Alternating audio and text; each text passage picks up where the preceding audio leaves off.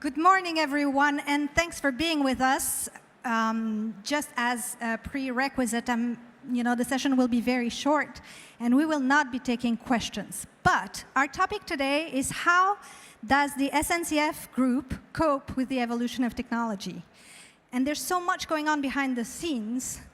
And of course, anything having to do with the SNCF is on a huge scale. A few numbers. SNCF is 33 billion euros in sales, 270,000 employees in France and elsewhere, 10 million travelers a day, and 14 million visitors on its website. Rachel, we're here with you today to talk about that. Rachel, you graduated from HEC, and you've worked ever since in tourism. You have developed sales for 15 years for a ski station in Chile at Euro Disney. Then you joined VOYAGES SNCF in 2004 as the marketing director. And you multiplied the sales by 5. Then you became the CEO. For a year, you were also the president of Thomas Cook.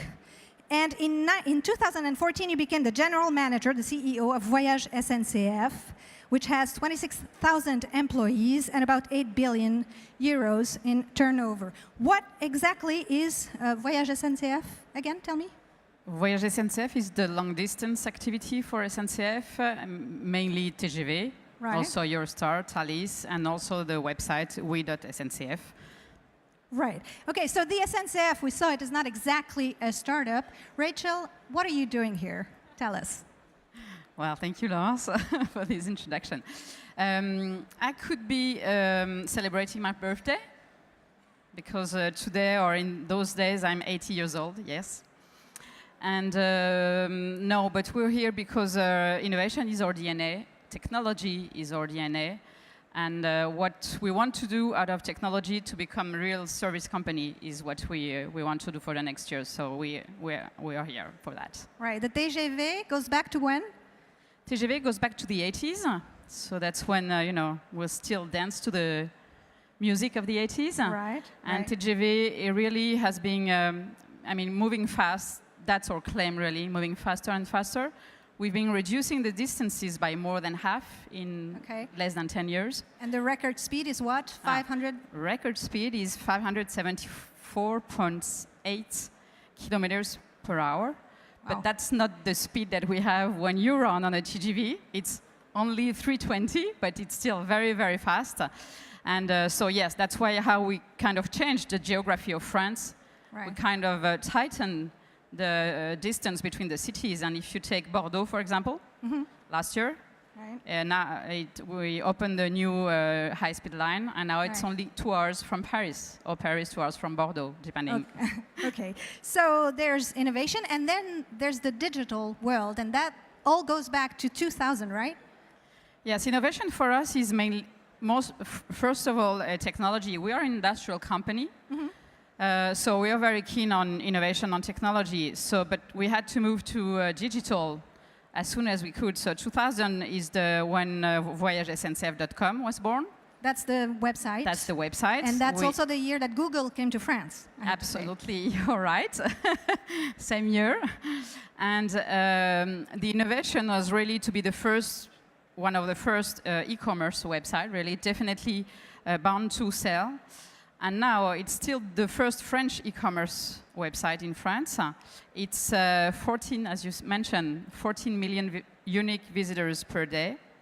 And it's up to 40 tickets sold per second. 40 tickets are sold per second. Absolutely. So you said that sentence, and there were 80 tickets sold. Yeah, so it's also a real tech company, because it has to be kind of robust to be able to do that.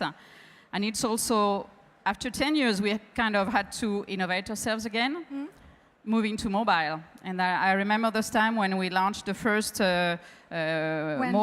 When was that? Yeah, in 2010. 2010, OK. And everybody said, nobody will ever buy a train ticket on those tiny, small screens where you can't see anything. And now it's 60% of the traffic. So every time we have to keep up really being ahead of including what the customers ask for, because if not, you're always delayed. Right. And there's also an app that you have developed, and that's 10 million downloads a day? Yes, the application, the app SNCF, is for real-time information. So that's really the instantaneous combination of the traffic and the information that we give to the client. Right. So we were introduced as, people that were going to talk about the future. What are you working on? What is the TGV of the future going to be like? Well, I'd love to know that. The difficulty that we have is that we have to innovate for everyday service, and at the same time, we have to innovate for 2050. The TGV that we're inventing today will be running when my daughter will be my age. So how can you think of, what's going to be the people's expectation, as was mentioned? So to do that, we kind of changed the way we worked. Right. We still work on industrial innovation, for example, lithium batteries, hydrogen trains, or autonomous trains. You wanted an autonomous car, you can also do autonomous train.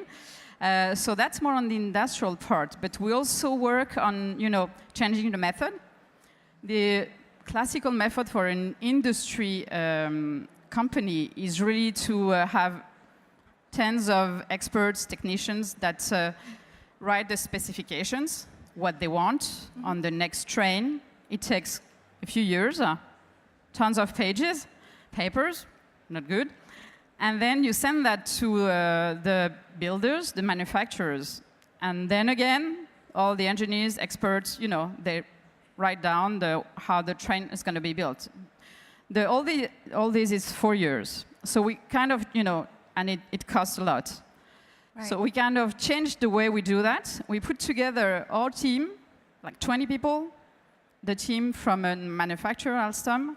We put them together, closed them up in an open space with just Wi-Fi and a few seats, and then gave them the objective to design a new TGV that would meet the today's and tomorrow's people expectation, meaning being modular, because we don't know everything, being connected, of course, being more economical, 20% less, being greener, of course, less energy consumption, and we gave them 18 months.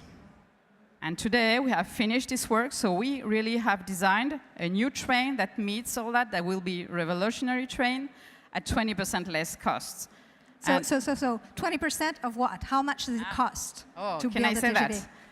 It's a lot of zeros. The cost of a TGV, actually, it's an interesting question to ask the people in the room. It's 35 million euro per train. Per train. How many trains do you have? I have, running? I mean, the SNCF? I don't have any train. SNCF has 400 train sets of TGVs, yes. 400 400 per 35 million, yeah, it's a lot. So 20% less is a lot too. And so now we start to build the new TGV on these really definitely new methods. And for me, innovation is also that, is how do you work differently today than yesterday. Okay, so let me sum it up. The train of the future will be more connected, more comfortable, more modular, and cost less. And be green. Can you give us an example of cheaper technologies that you're using? I mean, are you using some trains as labs currently? Because there are a lot of things to change, right? Yeah, it's. I mean, we don't do a train like we don't do thousands of trains every month. It's really quite a few. We get one new train per month, so it's almost. We have to design this, so we don't have like a laboratory like cars. Car manufacturers have a lot of labs and all that. We don't have that.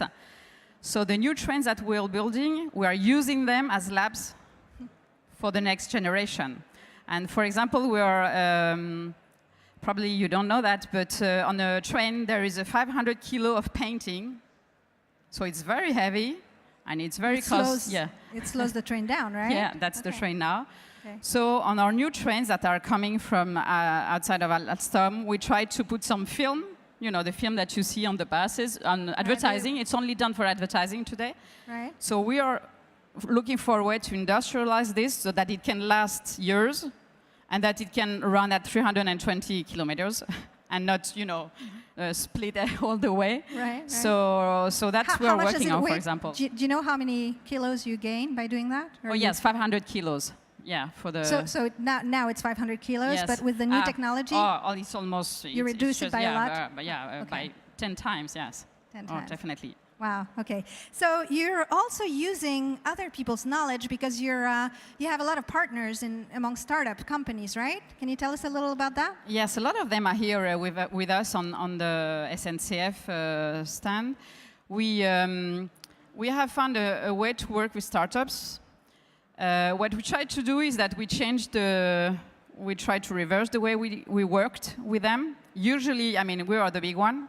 So we tell the people what we need and what we want from them. So we changed that to, we talk to the startups, they tell us what they want to do, what their project is, and we select some of them, and then we give our resources, our data, our coding people, or we have a play field of 10 million travelers per day. So, really, we have there is all this experimentation that can be done. And so we do provide this for free for 4 months. And then the startup comes up with a real project. And it's real life. For example, there is one that I love. It's valet parking at the station. What's the name of the startup? Sorry? The name of the startup? The name of the product is Hector. Yes. Okay. So that's how it was imagined and built, by a startup where we really gave all our resources. And for me, this is a much more agile and open way, and being more pragmatic and close to the market than us, telling everyone what should be done. Right.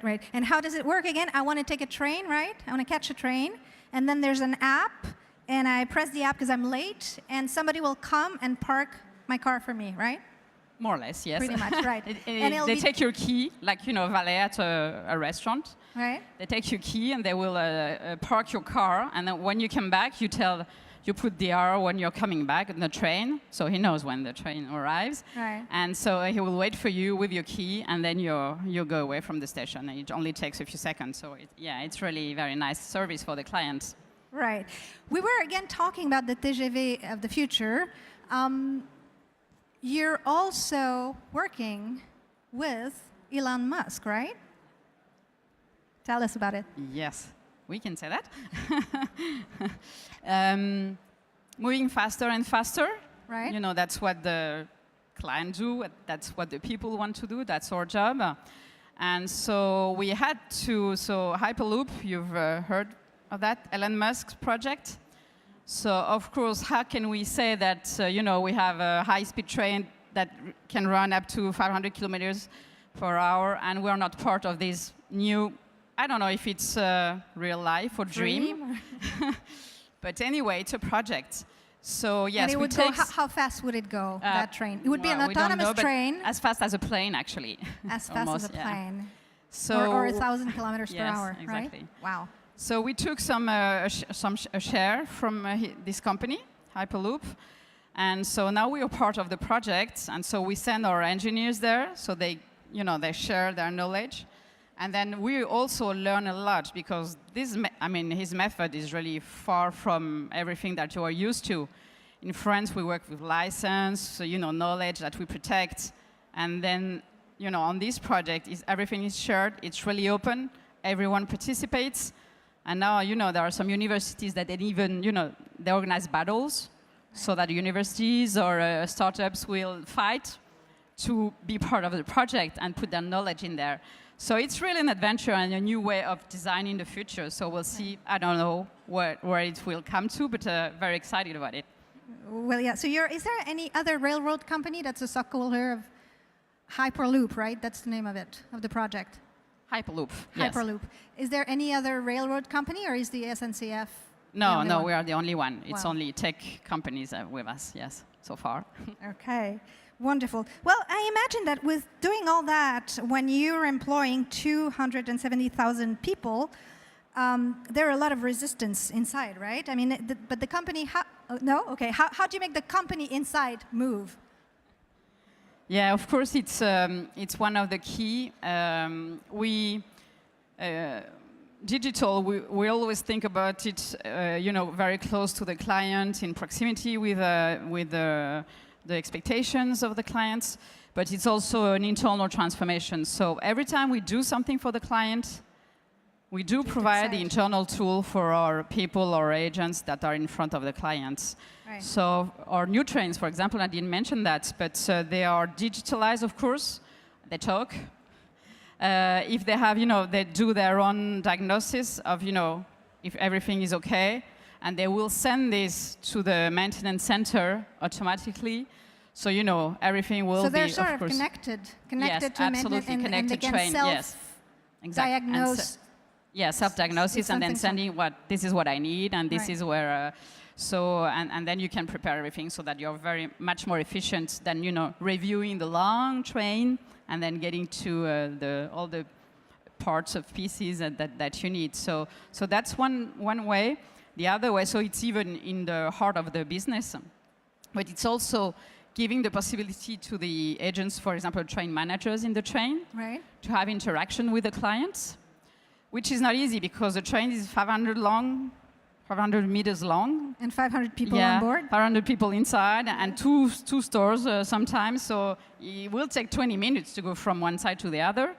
And so if someone has some kind of a problem, I don't know, with the chair or something in the train, I mean, he can wait for 15 minutes for the agent to come. So we have started to work with our people to have like a virtual assistant for the clients. That's Anatole? Yeah, that's Anatole. Okay. Anatole. Yeah. Meet Anatole. Code name.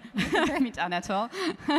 So Anatole will answer your question. A lot of people, have a kind of easy questions. What time does the train arrive?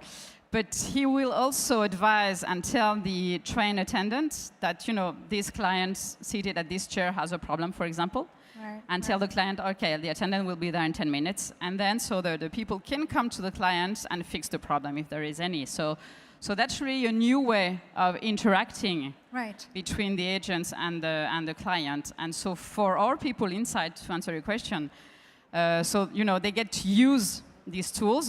The agent on his side, he knows who the client is seated on this seat. Okay. He knows if it's a frequent traveler, what kind of travel he does usually, if he's got some kind of business reduction or something. So if he has some delays at the time, so he will know how to treat him in a personalized way. So that's really another way of being collective transportation, but dealing with people one-to-one. Right, and he also tells of traffic and all that, all the things that. Yes, also, of course, it implies to have the Wi-Fi on the train, which is a project that we finished last year. Which is not that simple when you go 300 kilometers an hour. No, and it costs a lot too. Because it's very high technology to be able to have a very stable Wi-Fi on the train and access to some large broadband to all the travelers. Mm-hmm. And so the people have access, they can see on the map where the train is, localization of the train, what the service they have on board, what services they have on the station when they arrive. They can order some meal too, so that they pick it up on a quick file at the bar, etc., etc. So, and for example, for this, we invent the service every day with real clients. So we have a lab with them, so they put their ideas, and then we work with some of them on new features for this site. Okay.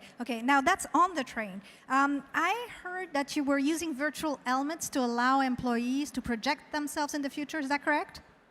Yes, because you mentioned the future train, TGV. And so we have to train them on what the train will be, and we have to train thousands of people. So to make it in a quick way and to make it before the new train sets arrive, we use, virtual reality, some casks, so that, they are in the train and they can use all the boards and all that, because security, of course, is our key priority. And it's a lot of buttons, and it's quite complicated, all those electronic trains now. So we do that, on a virtual set. Okay, and there's also WeBot, right? And that's, you receive, I love numbers, I'm sorry, I work for Les Echos, but you have more or less 30,000 requests every week, is that correct? Yes, that's something that we kind of worked with. We have a lab community with clients, 20,000 very active people. It's called WeTalk. They have on the website SNCF, they became member of the community, and so they test with us. I mean, we do A/B testing a lot, so they test a lot of things as in a lab. They also come to our premises, to test with live sessions, and so we started the conversation tools with them. And so we came up with a WeBot, so you can also already ask, with the voice. Right. What kind of things do they ask, and do they want to know the most? Oh, easy, very things today to start. For a ticket train, one way, for example, to go to Lyon. So we'll ask, well, I would like a ticket train to go to Lyon for a Saturday. And so what we are moving up to, the client knowledge and personalization, and what I dream of is that I can ask, I can tell with SNCF via Google Home that I want to have dinner with my mom on Saturday, and he will know that my mom lives in Lyon, close to the Pardieu station, and then propose me a ticket train to Lyon. So that's what we're working on, yeah. And it's already, as you mentioned, 30,000 requests per week, so it's already something that people are using. Yeah, absolutely. Very, very vocal, and you hear them. You hear them, yeah. Right? Yes. Through that. Okay. Rachel, you've been working with technology for a long, long time, as we said earlier. You frequently go to San Francisco or to the Silicon Valley. What are some of the experiences that that have impressed you recently? Oh, every time new ones. It's really, now San Francisco coming to us, so good thing, right. Very nice. But it's really very impressive to go there and see all those, new ideas and startups. And the last time I went there, I really came up with a new idea, which is on subscription models. Okay. We, as client service, are used to sell tickets one by one at specific price, right. And we are facing a situation with more younger generations. People they want everything very instantaneously, very easy, on a free mode, and models have changed telephony in cinema and in leisure.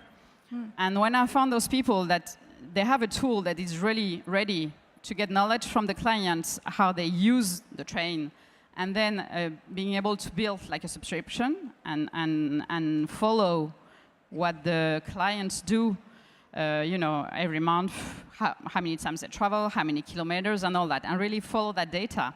Mm-hmm. So having that, I kind of jumped into the swimming pool and said, this is what we need for the young people. So let's move to this new business model of subscription. I have the way to do it technologically. So let's start with this and give to those young people an unlimited travel in France on all TGVs, well, 95% of TGVs, unlimited. I mean, one price, 79 euros per month, so it's the price of a Navigo here in Paris, and you can jump almost on every train, up to the last minute.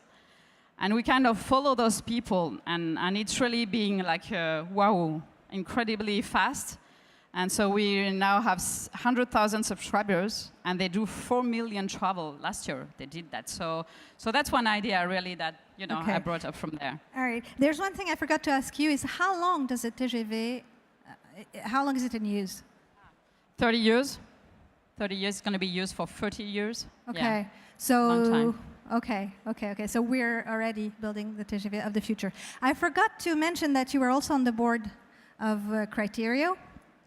And I was wondering, what are some of the challenges you faced personally with technology, and what are some advices that you would give?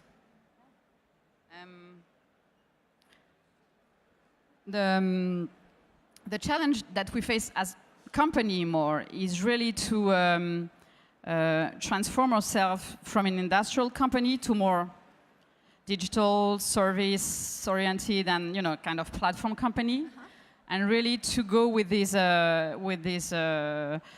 trend that is very strong in mobility. And I'm sure we can see lots of those companies here that have platform around mobility. So when we see that lots of people come to this model, to this business of mobility, just by shared mobility, of course, car sharing and all that, it's kind of, wow, I mean, this is our job. I mean, shared mobility, this is our job. This is what we do every day. So let's not stick to the train itself. Let's go to the virtual assistant. Let's go to the platforms. And let's give to our clients and all clients the way, like, shared mobility ways, I can say so, right. Which is really you, every morning you kind of wake up and it will give you personalized advice, following your preferences, following your agenda, of course. Right. Taking some bike, for example, and then, on foot, and then taking the train and all that. So, and to do that, it's really transformation of the company and the way we work. And so that's why I try to work with my team with, new methods, and I give them some, strong advice, so how to change that. And the first one, and especially for SNCF, is, really disruption, dare to disrupt with testing.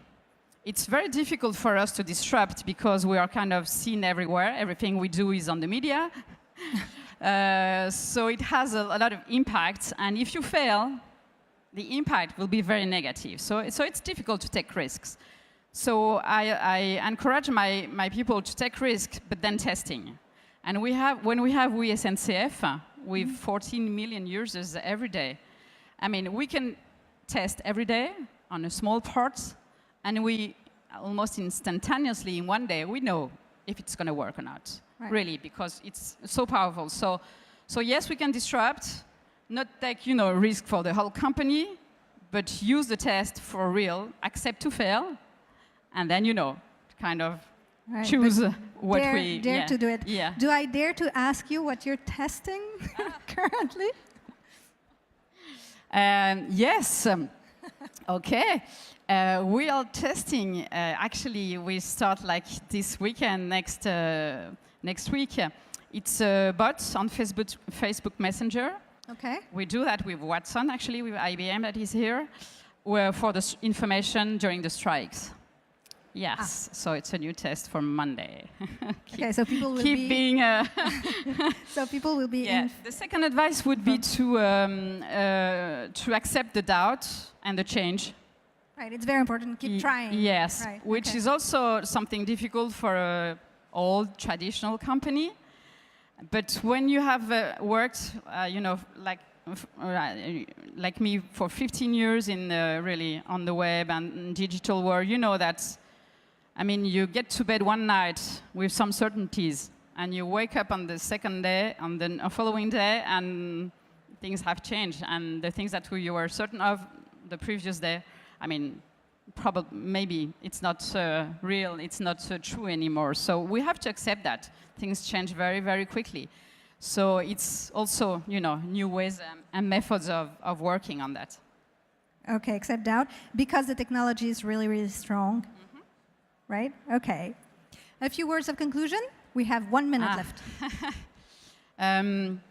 We at SNCF, we really, for us, technology is really key.